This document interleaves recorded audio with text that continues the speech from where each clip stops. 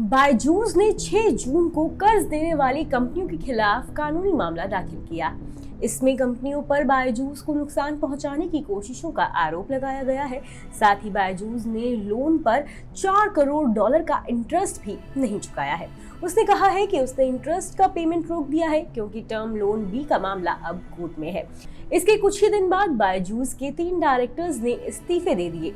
इनमें peak XV partners के जेवी रविशंकर, चेन ज़करबर्ग के विवियन वू और प्रोसेस के रसेल ड्रीजनस्टॉक शामिल थे।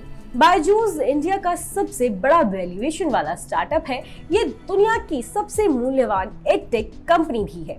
सूत्रों का कहना है कि कर्ज देने वाली कंपनियों के खिलाफ कोर्ट में मामला दाखिल करवाना संभवतः बायजूस का आखिरी हथियार है।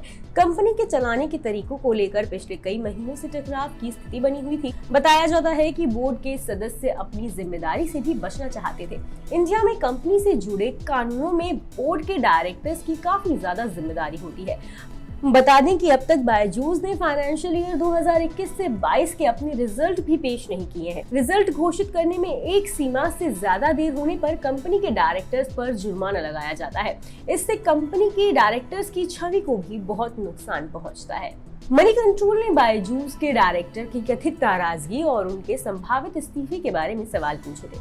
कंपनी ने इन आरोपों को खारिज किया था। कंपनी के फाउंडर और सीईओ बायजू रविंदरन ने कहा था कि कंपनी के बोर्ड की मीटिंग 5 जून को हुई।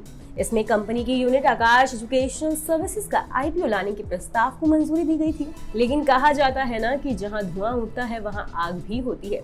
दरअसल सूत्रों ने बताया कि डायरेक्टर्स के इस्तीफे जून के पहले और दूसरे हफ्तों में हुए।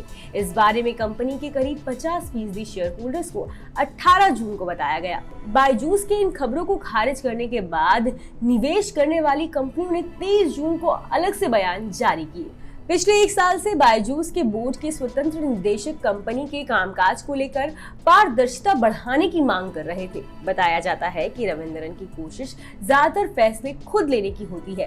वे फंड जुटाने, कंपनी के कामकाज और कम्युनिकेशन तक का कंट्रोल अपने पास रखना चाहते हैं। बायजूस में हिस्सेदारी रखने वाली एक कंपनी से जुड़े सूत्र ने बताया, सिर्फ उन्हें ही पता है कि कंपनी में क्या चल रहा है।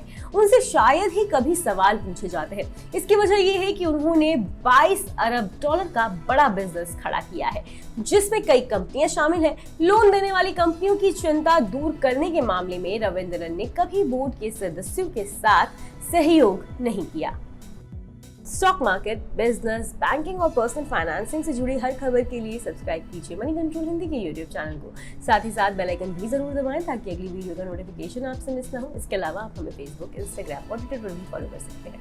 धन्यवाद।